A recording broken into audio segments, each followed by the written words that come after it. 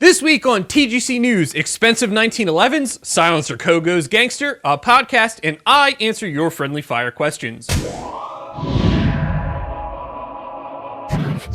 1776 United offers some of the most patriotic and pro-2A apparel you can imagine, whether you like your tea in the harbor or your Molon Labaid, or maybe you just prefer some subtle liberty and freedom. Either way, you won't get treaded on when you use the code TGC10 to get 10% off your entire order over at 1776united.com. Welcome back to another episode of TGC News, the only gun news show that covers things you actually care about. My name is Adam Kraut, and I'm stepping in for John this week. Before we dive into this week's news, I wanted to let you guys know why I'm filling in for John. Some of you may be aware that John's father was recently diagnosed with angiosarcoma, a very rare and aggressive form of cancer which affects the lining of the blood vessels. It's with a heavy heart that I have to relay, early Friday, John's father has passed away. Mr. Patton was an avid fisherman, loving family man, and had a sense of humor that will live on through his children. We here at TGC wanted to extend our condolences to the Pattons in this time of mourning. For those of you who wish to help remember Mr. Patton, John and his family asked that donations be made to the Wildlife Leadership Academy. The Wildlife Leadership Academy's mission is to engage and empower high school-aged youth to become conservation ambassadors to ensure sustained wildlife, fisheries, and natural resources legacy for future generations. I can't think of a better way to honor him. If you're interested in checking that out, there is a link down in the description. Now, the gun news. The Civilian Marksmanship Program, or CMP, recently released those long-awaited requirements for you to get one of those 1911s they're going to get. That is, if they ever actually get them. Potential buyers only need to provide the CMP with proof of U.S. citizenship, proof of membership in a CMP-affiliated club, proof of participation in a marksmanship activity, a new Form 2A with notary, and a signed copy of the FFL where that 1911 will be shipped to. Going a step further, CMP will also be performing a NICS check on you prior to shipping that pistol. Their website states that this is due to their enabling legislation. I think that's a violation of federal law because in order to contact NICS, you have to be transferring a pistol or a firearm, and CMP is not actually transferring that firearm to you. But that's a discussion for another time. And if you're thinking, man, this is great, I'm going to be able to hoard all these 1911s, this isn't going to be the program for you. CMP will be limiting each person to one 1911 per calendar year. The question is, are you feeling lucky? Well, do you, punk? Once CMP receives 10,000 names, they will all be loaded into a random number generator, which will determine the order in which people are selected to possibly order one of these guns. With my luck, I would be dead last. As you may have guessed, the further down on the list you are, the less chance of having a better grade pistol offered to you. And don't worry, decisions about the grading of these 1911s and how much you can expect to pay won't happen until almost 6 months after CMP gets them. So you won't know what you're getting and you'll have no idea what you're going to pay as they have no idea what it's going to be yet. I don't know about you, but this one's going to be a hard pass for me. How many of you guys are considering entering the lottery for one of these? Let me know down in the comments below. And in 1911s that most of us can't afford news, Ed Brown has released their new 9mm model called the FX1, and it's exactly what you'd expect from a manufacturer like Ed Brown. The gun is built on a single-stack commander-sized frame with a rail. That's right, a 1911 for the modern era. Future's now, old man. And I say that because it has a rail, and it's 9mm. Yeah. The FX1 appears to have a pretty aggressive checkering on the front strap and is paired with everybody's favorite VZ grips. For those of you that are screaming, the 1911's the quintessential American handgun, don't worry, Ed Brown's got you covered with a sweet American flag cocking serration on the right rear of the pistol. Now, in case you're worried about having an FX1 like every other kid on the block because they're so cheap and affordable, don't fret. Ed Brown's got you covered with over 100 custom options, which I can't possibly recount all of for you. However, you can choose from things like slide ports, a one-piece magwell, a flush barrel with a recessed crown, and a whole bunch of other stuff. Don't tell me this gun's not fancy. It's fancy. A showing of the times, Ed Brown's also offering an RMR cut slide as an option. The FX1 is available in two colors, Industrial, which is a brushed stainless look, and Dirty Olive Gen 4, which doesn't look anything like a 4th generation olive, but at least not to me. MSRP checks in at a meager $3,875 of your hard-earned money. Speaking of 1911s, and I did say we were talking about them this week, didn't I?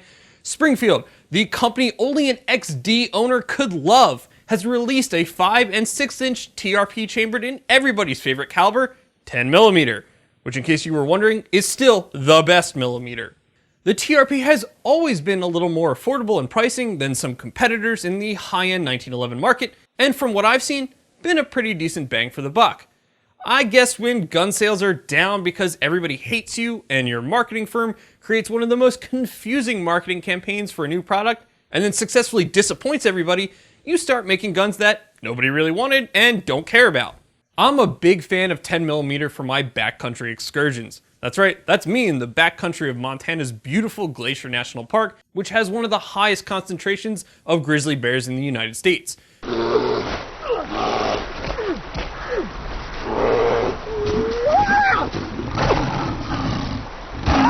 However, the Achilles heel of the 1911, in my humble opinion, is the magazine capacity.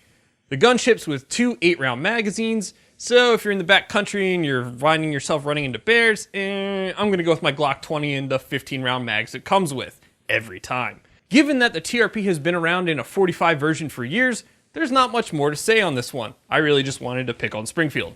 MSRP for the 5-inch version is $1,790 and $1,842 for the 6-inch variant.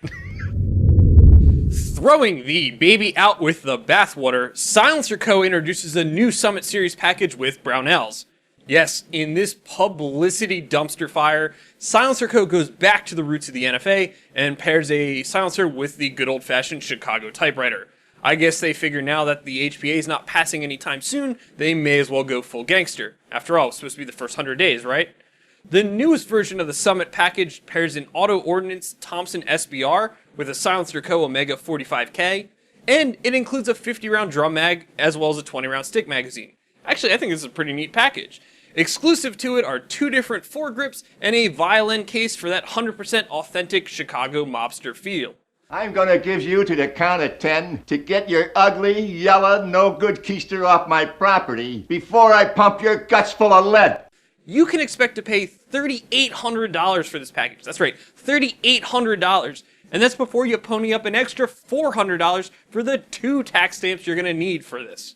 And for those of you who don't see the irony in this offering, one of the precipitating events for the passage of the National Firearms Act was the St. Valentine's Day Massacre, where you guessed it, the Thompson machine gun was a major player. Now, don't get me wrong, as I said before, I think this package is pretty cool. But given SilencerCo's attempt at changing public opinion on silencers, I think this is one of those 2 steps backwards things. What do you guys think? Am I way off base in thinking that? A quick bit of TGC related news. You guys have been asking for this thing for a long time, and quite frankly, I've been telling John we should do this for a long time. The wait is over. We just posted the first ever TGC podcast from last Thursday, where we were joined by Brandon Combs of the Firearms Policy Coalition. You can check the video out on YouTube, or find that podcast in the near future on the Firearms Radio Network, iTunes, and wherever else they post that stuff. Go check it out and let us know what you think. Also, the next 2 weeks, there will not be an episode of TGC News or the Legal Brief because of the holidays. Merry Christmas, Happy Hanukkah, all that good stuff, Happy New Year, and we'll see you next year. The Apparition Pack from Kinetic Development Group is a great way to carry a rifle in plain sight without sticking out like a sore thumb. Red and black in color, the Apparition Pack looks at home whether you're hiking in the woods or walking through a crowded parking lot. Its unique shape allows you to stow a 10.5-inch SBR or AR pistol, a 16-inch carbine equipped with the Law folding tactical adapter, or a broken down AR-15.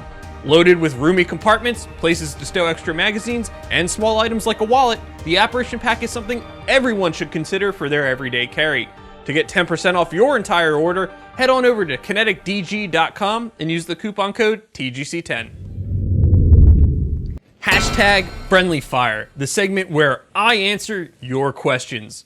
This week's first question is from Chris Gubeau, and he asks, what is your favorite new firearms related company, as in one that's entered the industry in the last 5 years? That's actually a really tough question, and I'm not really sure where I picked that one. I guess I'd have to say I'm a huge fan of 2A Armament. I know at this point AR manufacturers are a dime a dozen, except they're really not because a lot are going out of business. But I've seriously been impressed with their product lines ever since I saw the announcement of the Balios Light receiver sets. They keep adding awesome products like their titanium regulated carrier and their new 22 conversion kits, which are also made out of titanium.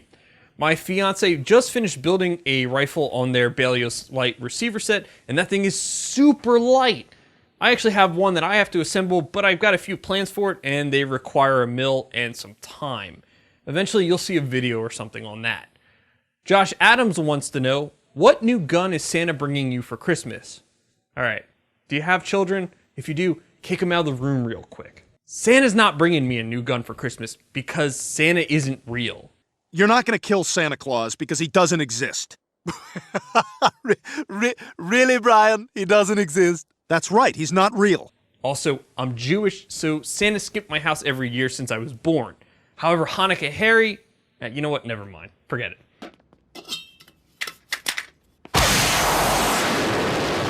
Kyle Cox asks, how important do you view cartridge development and new rounds it produces? That's a great question, Kyle. Cartridge development is the key to firearms advancement. I mean, look how far firearms have progressed since their inception. I think it was the Chinese who are credited with the invention of gunpowder, and that can be traced back to their use in fireworks. Man's gone from using gunpowder to project shrapnel, to muzzle loaders, to self-contained cartridges. Each step has led to better ammunition and better firearms. Modern day firearms can hold more ammunition, be reloaded faster, and have become increasingly more accurate than their previous counterparts. While your question likely pertains to the newer Wildcat cartridges that are being introduced on the market, which do have their place, especially if it's designed for a specific purpose and fills that role, just imagine what we'll be looking at when someone figures out how to effectively create a caseless design. It's been attempted, but not yet perfected.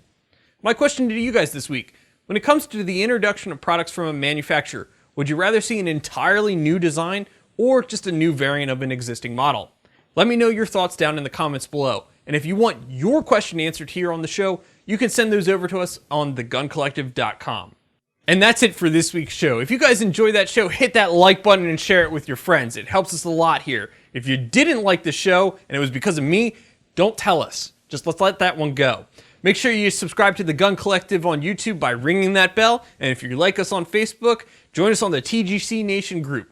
And as always, thanks for watching. The shirts worn in today's video on The Gun Collective have been provided by Patriot Patch. Closed captions have also been brought to you by Patriot Patch Company. Be sure to click the link in the video description to check out all of their great products, including their cleaning mats.